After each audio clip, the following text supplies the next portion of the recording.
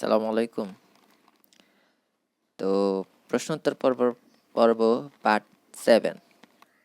আজকে পর্ব 7-এ আমরা আরও কিছু ম্যাথ করার চেষ্টা করব, যে কি আছে এখানে আগে বোঝার চেষ্টা করি।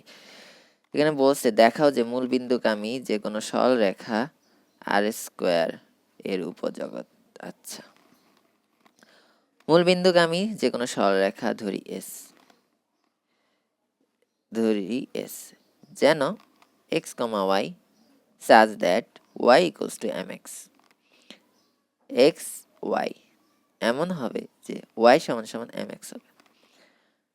আমরা কি জানি, ছেদ বিন্দুগামী সরলরেখার সমীকরণ y equals to mx, যেখানে এমনি ছেদ বিন্দুগামী সরলরেখার সমীকরণ কি y equal to mx plus সিটা কি, সিটা হচ্ছে কি y অক্ষের কি ছেদক, এইখান থেকে পর্যন্ত হচ্ছে সি। যেহেতু মূল বিন্দুগামী তাহলে সি আছে, সি নাই, তাহলে এটা 0 মানে y equals to mx। এবং মূল বিন্দুতে y এর মান 0 এবং x এর মান কি 0, তাহলে প্রমাণ করতে হবে এস একটি এটার উপযোগ। তাহলে 0,0 0 ভেক্টর, আমার প্রথম শর্ত কি 0 0,0 আর এর বিলংস টু আর না, আর এর মধ্যে থাকে না, থাকে, যা ইকুয়াল টু mx কে সিদ্ধ করে না, করে। এখন 0,0 এখন এখানে 0 বসাই, এক্স এ 0 বসাই, দেখি 0 আসে নাকি, 0 আসে, এই যে 0 আসছে। তো প্রথম শর্ত পূর্ণ করছে। প্রথম শর্ত কি ছিল আমাদের, ভেক্টরকে কি করতে হবে, 0 ভেক্টর আনতে হবে। তো 0 ভেক্টর আনছি, শর্ত পূরণ করছে, 0 হয়েছে, তাহলে এটা শর্ত পূরণ করছে, এই যে শর্ত পূরণ করছে, এই শর্ত। তাহলে ইয়া নির্দেশ করে সেট এস অশূন্য, এস অশূন্য মানে কি নট ফাঁকা সেট, ফাঁকা সেট হবে না। তো দ্বিতীয় শর্ত এখানে কি, দ্বিতীয় শর্ত ছিল alpha you vector plus beta V vector belongs to W, যেখানে আলফা বিটা কি স্কেলার বিলংস টু এফ। ঠিক আছে, ধরলাম, যেহেতু এখানে ধরলাম ইউ ভি ধরলাম ইন্টু এক্স, তো ইউকে ধরলাম U1 U2, ভিকে ধরলাম V1 V2। ঠিক আছে, যেহেতু দুইটা উপাদান স্কোয়ার, তো দুইটা ধরলাম। এখন এটা কি y কি U2 না, এটা x, এটা y U2 আর x কি U1, এখানে কি x y, তো y হচ্ছে V2 আর m কি V1, এই শর্ত V1। যে কোনো বাস্তবে স্কেলার আলফা ও বিটার জন্য, আলফা বিটা ধরছি, হ্যাঁ ধরছি, তাহলে 2 নাম্বার শর্ত অনুযায়ী লিখছি। এখন ইউ ভেক্টর ভি ভেক্টর কি ধরছি, এটা ধরছি, এটা ধরছি, বসাইলাম। এখন গুণ করলাম, পরে যোগ করে আলাদা করে দিলাম। এখন এটা ডাব্লিউ, এটা W1, এটা W2 ধরছি। এখন এইটারে আবার এখানে বসে, এটার সাথে মিলায় দেখবো যে কি অবস্থা। এখন তাহলে এখানে W2 আর এখানে কি বসাবো W1, এই যে ওই W1 W2 নিলাম, এখানে W2 এটাতে আছে, W2 থেকে এটারে ইয়া করতে হয়েছে। এখন এখানে একটা কাহিনী ঘটছে, এটা বুঝতে হবে যে এই W2টাকে এটা না, U2 সমান V2 সমান কি পাইছি, এই যে U2 সমান কি U2 সমান কি পাইছি MU1 না, এই যে এখানে U2 হলে এটা MU1, এটা V2 হলে MV1, এই যে MU1, এই যে এটা V2 না, এই যে V2 কি পাইছি, আমার হাতে ফোকাস করে কেন, হাতে ফোকাস করলে কষ্ট হয়ে যায়, আচ্ছা দুঃখিত। এই V2 কি পাইছি, V2 এখানে এই যে V2 মান বসাইলাম। এখন M কমন নিলাম, তাহলে কি পাই আলফা U1 প্লাস বিটা, এই প্লাস কি alpha U1 plus beta V1, এটা পেলাম। এই alpha U1 plus beta V1 সমান কি W1 না, এই যে W1 না, তাহলে এখানে MW1 লিখতে পারি। এখানে আমার কিছু কাজ করতে হবে, যে এখানে অনেক সংক্ষিপ্তভাবে করছে, আমরা আরেকটু কাজ করি। এটাকে লেখা যায় না u2 এর কলমে কালে ওঠে না, u2 মাইনাস এম u1 সমান সমান 0, v2 মাইনাস এম v1 সমান সমান 0 লিখতে পারি না এটা? এখন মনে করি এই অংশ নেই। আমরা এই পর্যন্ত w1 আর w2 পর্যন্ত আনছি। এখন w1 w2 এখানে বসায় দিলে কি পাবো? এখানে বসাইলে পাবো না যে w2 মাইনাস এম w1 সমান 0 আনবো অবশ্য, এখনো কাজ শেষ হয়নি, বসালাম। এখন w2 আর w1 এর মান বসায় দিই। বসায় দিলে কি পাবো? যখন পাবো এটা বসে আমরা করার পরে পাবো আলফা কমন নিলে হবে u2, এক লাইন আমি স্কিপ করছি, u2 minus M u1 plus আবার বিটা কমন নিলে হবে v2 মাইনাস এম v1, তখন হবে alpha into 0 plus beta into 0, তখন 0 আসবে। আমরা এই লাইনের দিকে না তাকাই, এই লাইনে তাকালে কষ্ট। আমরা এখান থেকে এখানে যাব, এটার 1 নং সমীকরণ ধরি। তখন এখানে আমরা দ্বিতীয় শর্তটা বসাবো, দ্বিতীয় শর্ত বসে আর একটা w1 w2 ধরবো। এই w1 w2 ধরার পরে এখানে চলে যাব, y w2 equals to m w1, যদি সমান সমান ডান পাশে বামে গেলে মাইনাস হবে 0। এখন w2 w1 এর মান বসাইছি, বসে এই পরে আলফা যোগ বিয়োগ গুণ করে এই আলফা কমন নিচ্ছে, এটা আসছে, আবার বিটা কমন নিচ্ছে, এটা আসছে, এটা আর এটার মান তো 0ই, এই যে 0 বসাইছি তাহলে 0 আসে। তাহলে w1 w2 belongs to s, তাহলে alpha you vector beta vector belongs to s, সুতরাং s একটি আর স্কয়ারের উপজগৎ, অর্থাৎ মূল বিন্দুগামী যে কোনো সরলরেখা আর স্কয়ারের উপজগৎ। আর স্কয়ার মানে দুইটা উপাদান।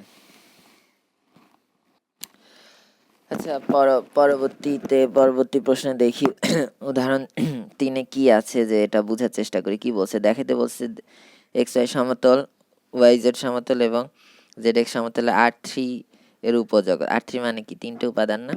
আচ্ছা, তাহলে প্রথমটা দেখি যে xy সমতলে কি হবে, p1, মানে এটা উত্তর, যে xy সমতলে xy থাকবে, যেহেতু 3টা বলছে, 3টা, তো 3 নাম্বারটা কি হবে, 0। xy বিলংস টু কি করবে, আর এর মধ্যে থাকবে, যেহেতু 0 ভেক্টর 0, 0, 0 এর তৃতীয় উপাদান 0, সুতরাং 3 নাম্বার 0 না? 3 নাম্বার তো শূন্যই আছে। যদি 1 থাকতে হইতো না, 2 থাকতে হইতো না, আমার 0 ভেক্টর লাগবে। প্রথম শর্ত কি, 0 করতে হবে না? প্রথম শর্ত অনুযায়ী 0 করতে হবে। তো এই যখন দেখছি এখানে 0, এখানে 0 বসালাম, এখানে 0 বসালাম, এই 0 বসে কি আসছে, 0 আসছে, এই যে 0 আসছে, সুতরাং ইহা অশূন্যক, মানে ফাঁকা সেট নয়, নট এমটি সেট, অশূন্যক। তাহলে এবার দ্বিতীয় শর্ত পালন করি। দ্বিতীয় শর্ত কি আমাদের? দ্বিতীয় শর্ত হচ্ছে alpha you vector plus beta V vector belongs to উপসেটের ওইটার মধ্যে থাকবে, যেখানে আলফা বিটা কি স্কেলার। তো আলফা বিটা স্কেলার ওই সূত্র ইউ ভেক্টর ভি ভেক্টর ধরি, যেহেতু নাই, তাহলে u1 u2 ধরলাম 0 এবং v1 v2 কি 0 ধরলাম না? ধরলাম 0। যে কোনো বাস্তব স্কেলার আলফা বিটার জন্য আমাদের দ্বিতীয় শর্তটা লিখলাম, ইউ আর ভি কি ধরছিলাম, যেটা ধরছি বসাইলাম, গুণ, এরপরে গুণ করলাম, এরপরে কি করব, এরপরে যোগ করব, যোগ করে দেখব কি অবস্থা হয়। যোগ করার ফলাফল আসছে এই যে, এটা w1, এটা w2, এটা 0। এখানে বলছে এর তৃতীয় উপাদান 0 না? এই যে 3 নাম্বার উপাদান, এটা 0 না?